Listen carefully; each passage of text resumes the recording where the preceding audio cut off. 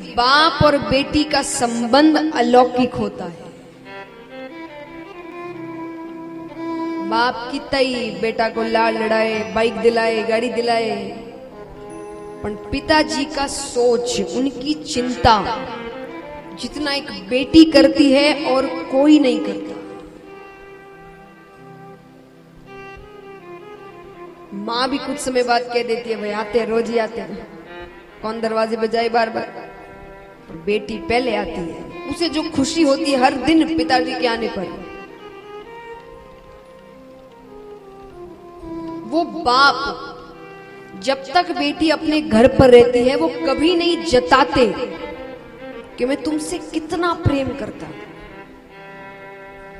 पर जब वो ससुराल जाती है ना, तो नहीं चाहते हुए भी उनका सारा प्रेम उनकी आंखों से बह जाता है। और बेटी कहती है, पिताजी मैं आपका दाइजा संभाल कर नहीं ले जा रही हूं, मैं आपका प्रेम जो आंखों से बह रहा है वो संभाल कर ले जा रही हूं। देखिए महाराज, मैं जो बाप और बेटी के संबंध में जोर दे रही हूं इसीलिए कि आप बेटी को बेटा से कम मत आंको।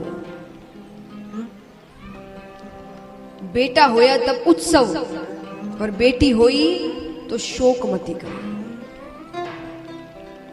बहुत घरों में होता है, एक छोरी मतलब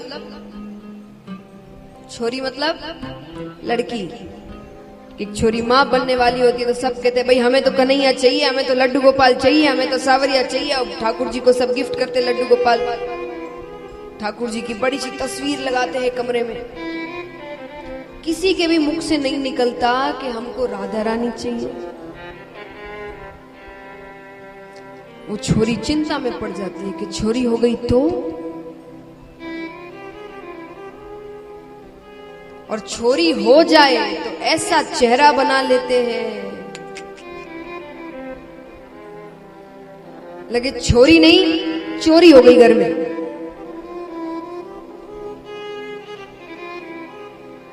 और कई होते हैं जो दुनिया वालों को बताना नहीं चाहते कि भाई हम लड़की से दुखी हैं, तो कहते हैं हाँ हाँ लक्ष्मी हुई है, तो लक्ष्मी हुई है तो हंसो तो सही।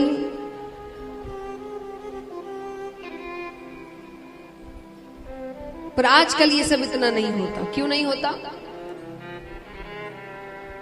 इसीलिए नहीं कि हम बहुत आगे बढ़ गए हैं, पर इसीलिए कि हम इतने आगे बढ़ गए हैं और विज्ञान ने इतनी उन्नति कर ली है कि आजकल छोरियों को पैदा ही नहीं होने देते। नहीं चाहिए तो गर्भ में ही हत्या कर दो। ये बहुत बड़ा पाप है, इसका बहुत बुरा परिणाम मिलने वाला है सबको। ये संसार अगर ऐसे ही चलता रहा तो भविष्य बिल्कुल अच्छा नहीं होने वाला है। अरे जब छोरियां ही नहीं होगी तो क्या करोगे बेटों का? भगवान कहते हैं कि एक नारी के बिना तो मैं भी इस संसार में नहीं आ सकता, भगवान होने के बावजूद। एक नारी का ऋण भगवान नहीं चुका सकते, तो हम और आप कौन होते हैं चुकाने वाले? आप इतनी चिंता मत करिए, क्या होगा, कैसे होगा, शादी कहाँ होगी, उस सब अपना भाग्य अपने साथ लेकर आती है। एक बात बताइए, आप ज्यादा होशियार कि ठाकुर जी? सच बताना, आप भी हो सकते हैं, भगवान ने दिमाग दिया है। आप ज्यादा होशियार कि ठाकुर जी? जोर से कहिए। तो क्यों होशियारी लगाओ? जब भगवान ने कुछ दिया है तो सोच समझ कर दिया है, भविष्य देख कर दिया है, किसके भविष्य में बेटी सही है, किसके भविष्य में बेटा सही है, तो प्रसाद समझकर ग्रहण करो।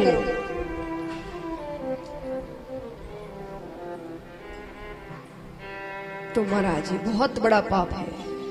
और आपको क्या लगता है, हम आज मान लीजिए ठाकुर जी राधा जी का कोई मंदिर आता है तो हम क्या कहते हैं, किसका मंदिर है?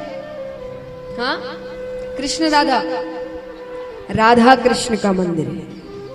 भजन गाते हैं, राधे राधे जपो चले आएंगे बिहारी। तो भगवान राधा जी के पीछे आते हैं। अब जिस घर में आप राधा को ही मार कर फेंक दोगे तो उस घर में कृष्ण आएगा कभी? फिर ऐसा नहीं उस घर में बेटे होते नहीं है, होते हैं, पर वो कृष्ण नहीं होते, वो कंस होते हैं। क्योंकि कंस ने अपनी बहन को कारागार में डाला था, अपनी बहन के 6 बच्चों को मारा था। तो जिस घर में नारियों का सम्मान नहीं होता उस घर में कृष्ण तो नहीं आते। और जहां नारियों का सम्मान करोगे, जहां पीछे पीछे कृष्ण अपने आप आएगा, तब बुलाने की भी जरूरत नहीं।